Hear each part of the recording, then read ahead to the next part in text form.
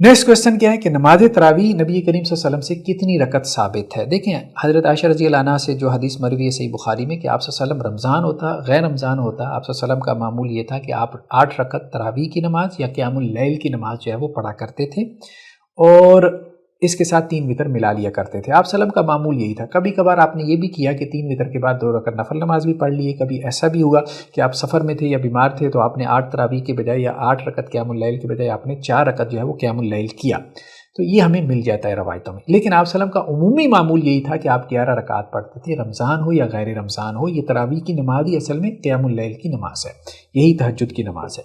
رمضان میں کوئی علیحدہ سے تہجد کی نماز نہیں ہے۔ لیکن کیا 8 رکعت سے زیادہ تراویح کی نماز پڑھی جا سکتی ہیں، جیسا کہ 20 رکعت، 30 رکعت، 36 رکعت، 40 رکعت تراویح کی نماز پڑھنا؟ تو اس میں کوئی حرج معلوم نہیں ہوتا، کیونکہ عام طور پہ علماء کا موقف یہی ہے اور ہمیں یہی رائے درست معلوم ہوتی ہے۔ اس کی وجہ یہ ہے کہ ایک حدیث کے الفاظ ہیں صلاۃ اللیل مثنی مثنی، کہ دیکھو رات کی نماز جو ہے وہ 2 رکعت ہے۔ یہ صحیح بخاری صحیح مسلم کی روایت ہے۔ اور جب تم میں سے کسی کو یہ خوف لاحق ہو، یہ ڈر لاحق ہو کہ فجر ہونے والی ہے، تو وہ 1 رکعت کے ذریعے سے اس ساری رات کی نماز کو کیا کرے، طاق بنا لے۔ یعنی آپ صلی اللہ علیہ وسلم کی اس حدیث سے یہ معلوم ہوتا ہے کہ 2 کر کے رکعتیں پڑھتا رہے اور اسے بھی نہ معلوم ہو کہ کتنی رکعتیں پڑھی ہیں تو کوئی حرج نہیں ہے، کیونکہ نوافل کی کوئی تعداد متعین نہیں ہے۔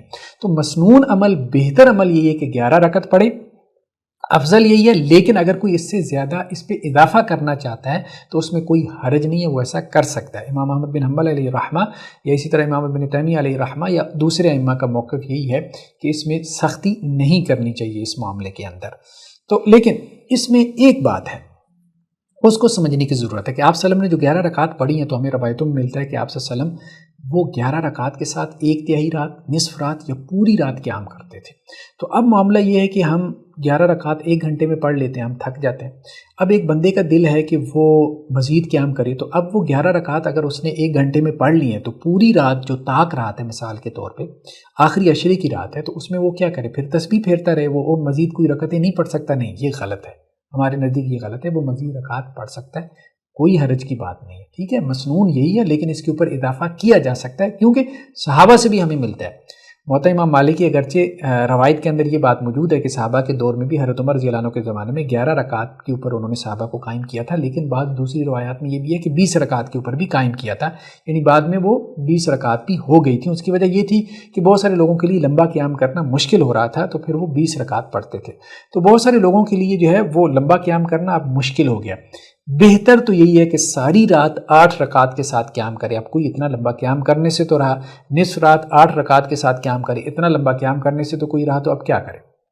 کیا وہ رکعت میں اضافہ کر کے جو ہے وہ رات بھر قیام کر سکتے ہیں؟ تو ہماری نزدیک کر سکتا ہے، اور یہی مقصد ہے بیسیکلی 20 رکعت یا 30 یا 36 یا 40 رکعت کا، کہ قیام اللیل جو ہے وہ زیادہ سے زیادہ کیا جائے، کیونکہ اللہ سبحانہ و تعالیٰ نے یا اللہ کے رسول صلی اللہ علیہ وسلم نے طاق راتوں میں بھی اور رمضان کی راتوں میں بھی اور عام راتوں میں بھی سب سے زیادہ جس چیز کی فضیلت بیان کی وہ یہی قیام اللیل ہے۔ والذین یبیتون لربہم سجدا وقیاما، کہ وہ اپنی راتیں جو ہے وہ قیام میں اور سجدے میں گزارتے ہیں، رات گزار دیتے ہیں۔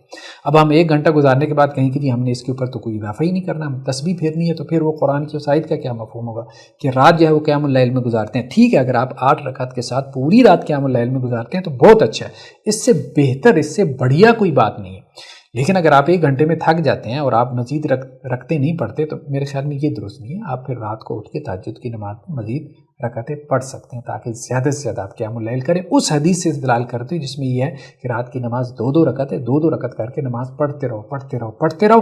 جب دیکھو کہ سحری ہونے والی ہے تو اس وقت 1 وتر پڑھ کے نماز مکمل کر لو، یعنی رات کی نماز کو طاق بنا لو۔